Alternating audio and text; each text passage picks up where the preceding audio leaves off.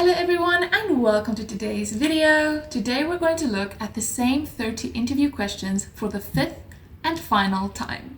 I started with these annual interview videos in 2021 and things have definitely changed since then. First with the stats, I currently have 2,171 subscribers and my favorite video of the year was initially my dinner get ready with me that I filmed at the beginning of the year. I really liked how those pictures turned out and I liked getting to just sit down and do a get ready with me. But my favorite video of the year ended up being a video that's in two parts, making our wedding invites and handing them out. It was really fun to put together the invites and see my vision come together, and it was fun getting to hand them out and document the process. My least favorite video of the year was vlog 251, where we got robbed again. It was cathartic filming it at the time. I put my camera on just to kind of ramble through my feelings. I wasn't specifically intending on making a video out of it, but I decided to post it anyways because I don't want to just document the good in my life. I want to document what my life actually is as much as I really can. It was a bit of a drag to edit it, to have to relive it again and see myself be all upset. I didn't really enjoy that, which I think is understandable. I currently have 742 followers on Instagram, and my favorite post of the year is actually a little reel that I made. I made one when we got engaged and I made one again after the wedding, and I just really love the way that video turned out. I thought it was so cute and it makes me so happy, and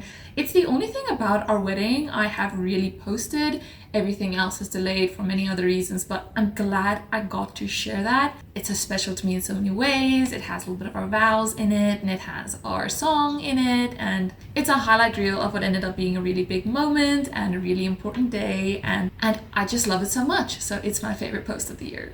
It also comes as no surprise that this is my most viewed and most liked Instagram post of the year, coming in at just over 2,000 views and 127 likes. In terms of career things that happened in the last year, my husband was definitely ahead in that. But for me, I'm still finishing my master's, which I was hoping to have finished it last year, and it didn't really work out that way. But in hindsight, it's okay. It was a busy year last year. A big thing that did happen for me academically was that I went internationally to go present my research. I ended up having a lot of fun and I made the most out of the experience. I got to go to Spain, which is what's happening in the vlogs that I'm posting right now. And I got to travel on my own internationally and experience that for myself. And then I got to see a long-term friend that I hadn't met in person yet. So all in all, that was a wonderful experience. And I'm so appreciative of the fact that my academic career made that possible for me. But in terms of my influencer career, I kind of like where it is. I am having fun with my editing. I'm having fun with all the different ways I'm creating, be that through videos, pictures, crocheting, sewing, whatever it is. I am enjoying my creative hobbies. And while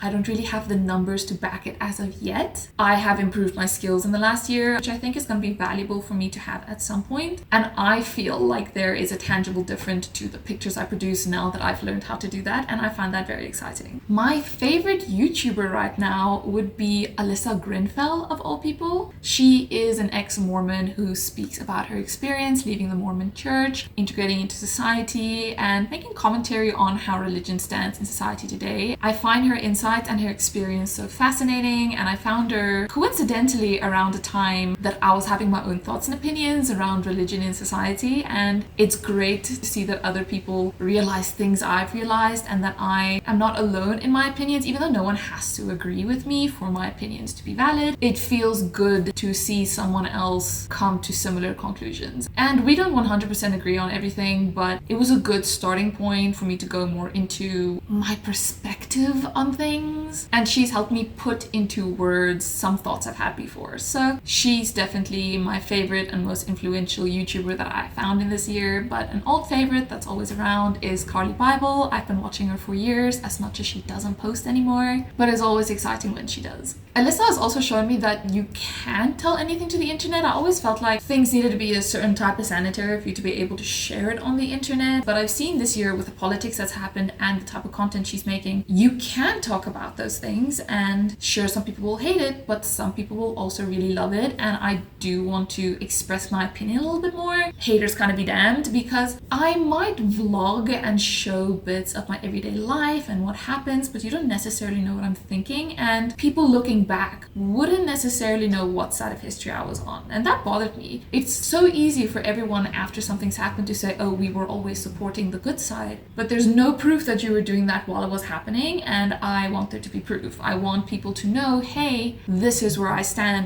these are my feelings. And if some people don't like me because of that, I am better off without them. I feel quite isolated because I feel like no one shares my beliefs, but I don't talk to anyone really about my beliefs or their beliefs. And Alyssa has inspired me to actually start having that conversation and see that I'm not as alone as I thought I was. What do I want to achieve in the coming year? That is for me to know and for you to find out as I do it. My goals are what my goals are, but they change as we go along. And I don't really want to set anything in stone because then it's going to feel like I didn't live up to that. Even though what I achieve ends up being better than what I initially set out to do, it'll feel like I failed because it's not what I initially said it was going to be. And I don't want that. So I am not going to answer that question. We'll just see when we get there. But questions like these are why I think I'm going to retire this type of video, because there are things I want to achieve in the next coming year, but that I don't necessarily want to make public. And they're also just personal goals that I don't feel I need to put on the internet, which sounds contradictory because I was just saying how I should say more personal stuff on the internet, but it's at my discretion what I want to share, and what my goals are for the next year, it just isn't something I want to share anymore. Do I ever get recognized in public? The answer is absolutely not. I run into people a lot that I know from somewhere, especially because I was a demi for so long, but I don't know if they remember me. But I did get recognized by someone that I didn't want to be recognized by in the shops the other day. It happened twice actually, that I was out in a bad outfit that you don't really want to be seen in, and then I ran into people that knew me, that I didn't want to see even on a good day, and now they're seeing me on a bad day. And of course, if you run into someone like that, they're all smiley and friendly, like, hi, great to see you, as if they didn't my second year, as if we were the problem. But go off, to each their own. I was just polite and minded my business. It was a little funny though, because this is when that person found out that we ended up getting married. But anyways, what is the first thing I did this morning? I sat up in bed and had a coffee. My husband made me a coffee in bed, which he usually does before he leaves for work. The first happy memory that comes to mind happened last night. Cats are wonderful little creatures. They're so much fun. We have 2 of them and I really enjoy them. The youngest one, Spinach, is in her dig in everything phase. And if you open a cupboard or leave a bag somewhere, she's immediately gonna go digging in it. And she knows she's not supposed to. So we were gonna go out for dinner last night. The power went out. So I was sitting on the bed holding a torch. My husband was putting on something so we can go out. And he had closed his cupboard door, so it was just ajar. It wasn't fully closed. And Spinach had stuck her little head in there and was looking in the cupboard as if she had never seen it before. So from where I was sitting on the bed, I could just see her 2 little hind legs on the floor, a little tail, a little booty, and then she disappears into the cupboard, stepping up onto something in there, looking at something very intently, which is when my husband noticed what she was doing. So he turned around and then he took like the top of his foot and he kind of just like lifted her under her stomach like that and was like, hey, don't do that. And she got such a fright. It was comical the way the 2 little hind paws that I could see bounced from the fright, and then she scrambled out of there like the ridiculous little thing that she was. And I think it's really funny if people or animals get big frights, and she got a really big fright and I was crying from laughing at her. And my husband didn't see the same thing I saw. He just saw her from the top when he was tapping her, so he didn't get to see the little rabbit legs at the back before she skedaddled. So I was laughing and he was laughing because I was laughing, but was also like, why are we laughing? What are we laughing at? But I couldn't breathe enough to actually tell him and communicate to him why this was so funny. But oh, I had a good laugh. Straight into the last thing that made me cry. I'm sure an armchair psychologist is gonna have a field day with this, but I can talk to you about the pandemic, and I have a lot to say about the pandemic. I have a lot of thoughts about what happened socially, politically, how people responded to it, how it influenced us, and how it's still influencing us today. I can really engage with the topic of the pandemic, and while I don't want to say, I'm so happy I got to experience a pandemic, I do think it was an experience, and I am glad that I was old enough to comprehend what was happening while going through that experience, and I'm glad that I get to live on beyond the pandemic to see how this continues to affect us. And I look forward to someday reading all the books that are going to come out when they analyze what happened in the pandemic. That being said, as interested as I might be in this topic, it can catch me off guard when someone brings something up about the pandemic and I don't know exactly why. But this was not the first time that I saw an innocent post mentioning, I think it said, the pandemic was 5 years ago already, and they were showing just pieces of media of what it was like back then, and I ended up crying. And it's the strangest thing because I feel okay. I can think about the pandemic, I can talk about the pandemic, but I'm crying. If it comes up unexpected, I have tears on my face, but I cannot tell you why. I can't find the exact button that if I press it, it makes me cry more. I don't know what part of talking about the pandemic gets to me. I don't know if it's just reliving the vibes, because I definitely didn't have the worst pandemic experience. But there are feelings around that even 5 years later, well, it's not 5 years ago now, is it? Because we only stopped wearing masks around 2023. Only in 2024 did it really stop being something that came up. So we're actually freshly post-pandemic. Yes, it tapered off, but I'm not surprised that there are still some thoughts and feelings that haven't fully presented or digested themselves now that we are safely removed enough to do so. So make with that information what you will. Perhaps I'm not alone in that, perhaps I am, but the last thing that made me cry was a random TikTok reflecting on the pandemic. What was the best day of the year is definitely an interesting question, because it feels like my answer's already written for me. I have to say it was our wedding day. It was such a big deal. Of course your wedding day was the best day of the year, but while getting married was a fun, interesting, engaging, fantastic experience, I wouldn't say it was the best, most free-going, la-di-da day of the year. I so desperately want to say that our wedding day was the best day of the year, but there are some people really insisting on making sure that's not the case. And I still enjoyed it, absolutely still made the best out of my wedding day, but I feel like it would be wrong to say a day that brought about so much stress and so many lasting consequences was the best day of the year. And I know it sounds bad to say that, but people don't talk about that, so everyone feels like they have to say their wedding day was the best day of their lives, even though it wasn't.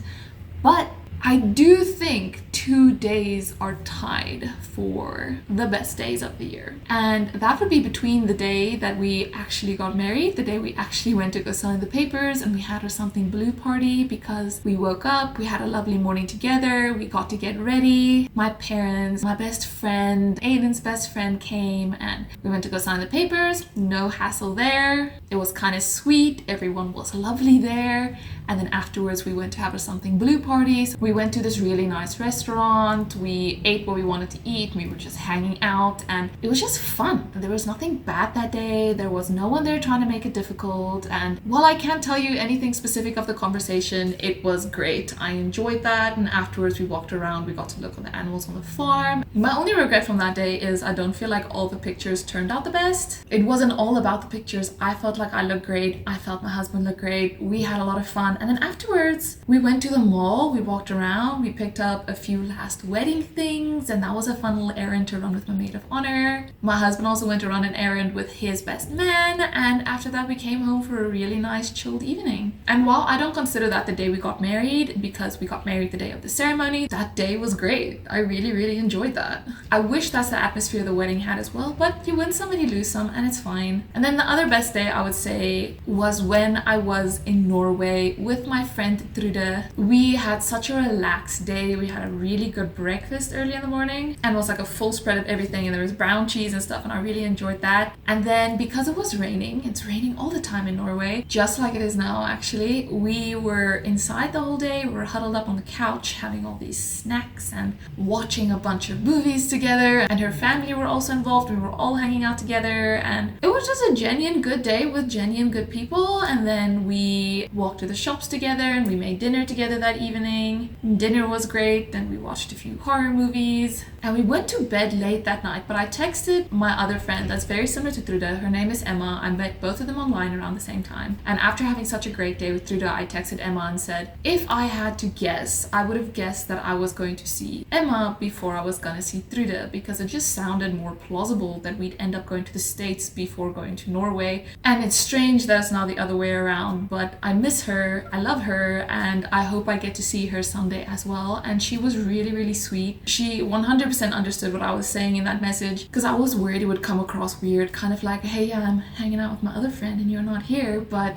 she knew exactly what I was talking about and she understood what I was trying to say. I felt so surrounded by love that day and everyone was happy to be around me. I also had a good call with my husband. I just felt so loved that day and like everything's gonna work out someday. So those 2 days in my year really just went off without a hitch, and it gives me hope that life can be that way, and I'm working towards making my life that way, because on both those days the common denominator were that the people around me actually cared and they actually wanted me there and they truly know me, and it's not impossible to live a life with people like that around you, and I'm really excited building towards a future that looks a lot more like that. The worst day of the year is obviously a day where we got robbed. I have 3 different videos. I've spoken about it in videos. I don't really want to talk about it again. You can go watch those if I'm interested, but being robbed feels violating. It is incredibly frustrating. You feel so vulnerable in a place you're supposed to feel safe. For it to happen again after we went out of our way to be safe, it feels like you're powerless to do anything about it, and I don't really wish that feeling on anyone. Anyways, am I currently where I want to be in life? I feel like a week ago I would have said no, but today I think the answer is yes. There are some things that I had wanted to have worked out earlier that didn't work out, that are still possible and still in the future, and as much as I wanted it now, I'm kind of glad it's still coming. There's no need to rush into the things I want to do in life, so that's great. I also hit like a little bit of a dip where I felt like nothing I do matters. I felt like I've kind of outgrown all my hobbies. I'm not enjoying anything anymore, and I finally had a bit of free time from my uni stuff, and yet there's nothing I wanted to do other than waste my days away, but I wasn't satisfied with that either. And it took a while of sitting in that space for me to actually get to what I want to do, and it reignited some new hobbies and passions. I'm happy with who I am as a person right now, and I am excited for what's coming. If you told 18-year-old me what I was doing now at 25, I probably would have been like, is that it? But that's because I would have been comparing myself to this idea of what life should look like, where now I know what life does look like and I am happy with what I made of it. So yeah, I do think I'm where I want to be. What do I have now that I didn't have a year ago, other than this ring, this dress, and all this stuff that I got when I was in Norway? I have a computer. I have a desktop. That's a new thing. Oh my gosh, my dad helped a lot with this, but I now have a desktop to edit on. We decided after my laptop got stolen, instead of putting cash towards another laptop, let's take the same budget and put it towards a computer. And of course, desktops are more expensive than laptops, and it's not like I was looking at the most expensive laptops to begin with, so it was definitely a stretch to get everything in that budget, but we made the most out of Black Friday and the things my dad could help us with, and now I have a desktop to play my silly little games on and to edit my videos on, and it's great. I like having a desktop in the house. I'm a big fan. Now cannot imagine not having had one before, but there are some upgrades we need to make. The keyboard we're using right now I got for free from the university at some point when we were like cleaning out our office, so I want to get one that I actually like. Goodness gracious, my husband's home. But I think I was saying we should get a keyboard that works, because I have long nails and having one of those like really deep keyboards isn't great. I'm like slipping and sliding all over the place. Now, before I tell you what's the most important thing to me right now, I want to see what I said last year. What is the most important thing to me right now? That is investing in ourselves and our future. Not just do I want us to be more healthy, I also want us to get health insurance. I want us both to start setting up our careers a little bit more. I want to start with investments, retirement funds. I want to do what I can now to make sure we're prepared, and just so that we do the smart things. I absolutely understand where I was coming from last year, and I would say for making strides in that direction, but the most important thing to me right now is to keep in a routine that's working for me and to not fall behind. Like, I don't think it was my fault that I fell behind on editing and everything like that. Not having a laptop to edit on made that really difficult. Having to redo stuff related to my degree, because I lost it there as well, put me behind quite a bit, and I'm still playing catch up with all that. And I'm finally in a routine now that's letting me catch up and prevent that from happening again, and that is important because I don't enjoy feeling like I'm behind on everything. I look forward to being more up to date with. And that isn't just for uni work and videos, that extends to life in general, in the sense that I don't want to put off getting the car serviced until I need to, and I don't want to put off going to the dentist until something goes wrong. I want to be proactive and on top of everything in my life, and that's what I'm focused on. What am I struggling with most right now? Last year I said sleeping, and today I want to say the same thing again because I did not sleep well yesterday, but I've made some progress on that front.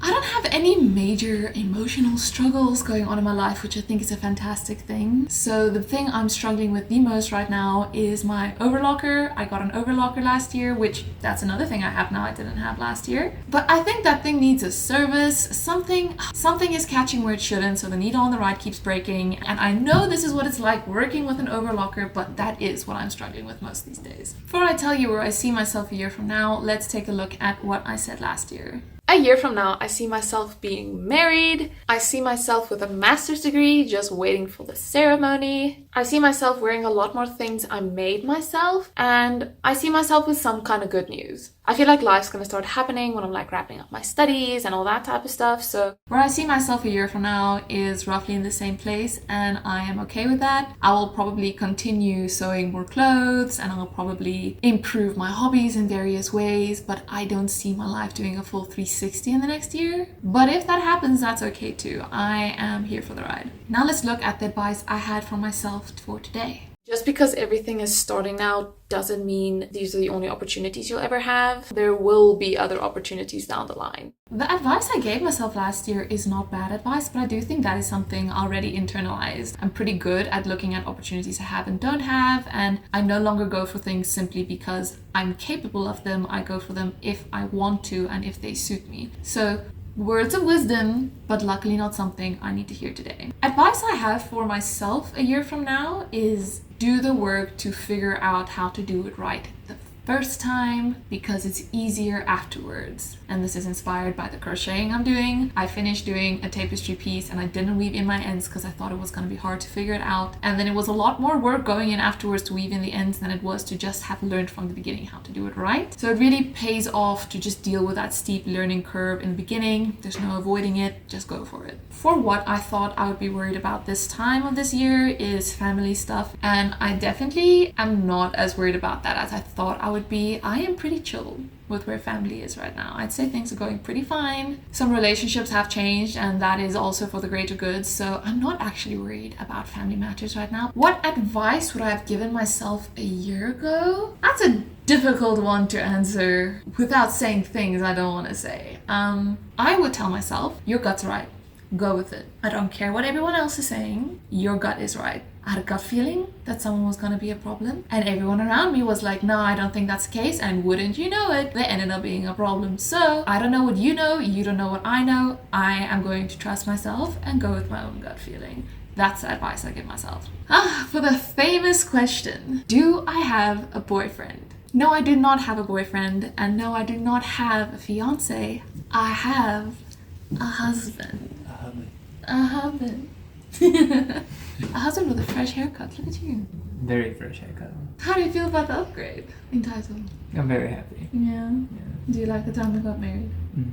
I think it was a good time. Mm. Did I want to have a husband at this point in my life? Yes. Did I think I'd actually have one? No. Everyone does the math thing about when they want to be married, and I did that literally a day before I met him. I was like, wow, if I want to be married by that age, I have to meet someone tomorrow. And I was like, gotta give up on that life dream, and then met him the very next day. So yeah, it worked out. I'm pretty happy. What is the best movie I watched this year? I feel like there were actually a few good ones. Now, we watch good series. We've been watching good series. We're currently watching Supernatural. 10 out of 10, definitely enjoying. Lots of thoughts and opinions. We watched Game of Thrones. That was good. We watched Grey's Anatomy. That was fun until it wasn't. But movies... We watched the Planet of the Apes movies. Those were brilliant. They were good. Oh, I enjoyed them. I'm not too fond of the new direction after Caesar, but it was also okay. For what meme we refer to the most, it also comes from the Planet of the Apes movies. It comes from that last movie Caesar's in, and I'm not going to spoil it for you if you haven't watched them, but... Oh no! Yes. Oh no! There's this one ape that says, oh no, all dramatically. And the amount of times we've sent that gift to each other or said that to each other, oh, that's a good one. That's a good one. But other than that, I have been using a lot more Twitter terminology because I have been on Twitter these days, and I can't even think what I've said to Christina, but every now and then I say something to her and she's just like, okay. It's been been fun. I've always enjoyed slang. I think it's a fun cultural phenomenon and I will continue to do so. Aiden, do you have an embarrassing story that happened this year? I don't think this was that embarrassing, but it wasn't fun at the time. I was in Spain, I was in Burgo, and I thought I was experiencing an outfit malfunction, so I wanted to find a bathroom to check out if everything was fine and couldn't really find anything. So I walked around for a minute and I just found a restaurant and dipped into there to use their bathroom, and I walked straight in to the bathroom, closed the door. The bathrooms were separate, there were like a few of them, and I went in and I looked and I made sure everything was fine, readjusted what needed to be readjusted and everything, and then take 1 or 2 mirror pictures since I'm in there anyways, and then I can head out. And I was considering vlogging, but there were other people using the bathroom, coming in and out, and I didn't want to be like mid-telling the intro what I'm doing and some Spanish lady comes and joins the shot. So I ended up not doing that, but I was in there for a minute and then came back out. But this restaurant was dead quiet, okay? Like other places were full, this one was quiet. It's not like the other 2 ladies I saw in the bathroom were patrons that came in and went back. They must have, just like me, come off from the street in, used the bathroom, and then left. But I finished in there, I came out, and the waitress started yelling at me. And from the hand gestures, I figured out that she was like wanting me to get something. And I was like, I don't speak Spanish. And she was very annoyed at the prospect of me not speaking Spanish, let me tell you that. And she was just yelling at me, and I was like, you know what? I'm not gonna deal with this. I'm just gonna walk out straight up. And she tried blocking me, and I was like, this is not fun. I'm just gonna go around her. And I did, and I got out, and I was walking down the street. She came out of the restaurant and yelled at me in Spanish down the road. And I don't know what she was yelling, probably something about terrible tourists, but kind of sucks that everyone was hearing what she was saying and I don't understand what she was saying. That wasn't fun. I took the first corner I could and I avoided that piece of road for the rest of the time that I was in Burgo because I did not want to see that lady again. And this was probably a cultural faux pas. I guess in Spain, don't use the bathroom unless you're a paying customer. But I didn't even use the bathroom. I was just in the bathroom. I didn't add to your water bill. Now for the predictions I made last year, I predicted that my mom would be late for the wedding, and she kind of was, she kind of wasn't. Like, we set it up that everyone was there the night before so that you don't really have the choice to be late. But no, she wasn't majorly late. She didn't hold up the day, so that's fantastic. I predicted that an African government would be overthrown, and I didn't hear anything about that either, but that does not mean it was a good year for politics. Like, it was a very politically charged year, 2024, and even now 2025. The last thing I predicted is that there would be a TikTok trend where people film underwater, and can you believe it? Every time I predict something about water, I get it right. It wasn't that big of a trend, it was more of a transition trend, but people were filming underwater. They weren't upside down underwater, but they were underwater. My predictions for the coming year is that Sabrina Carpenter is gonna start dating someone new. Let's go with that. Anyways, thank you so much for watching. That is all I have for you today. I enjoyed sitting here chatting to you, so thank you so much for watching. I hope you enjoyed this video as much as I enjoyed making it, and I look forward to seeing you again next time. Bye bye!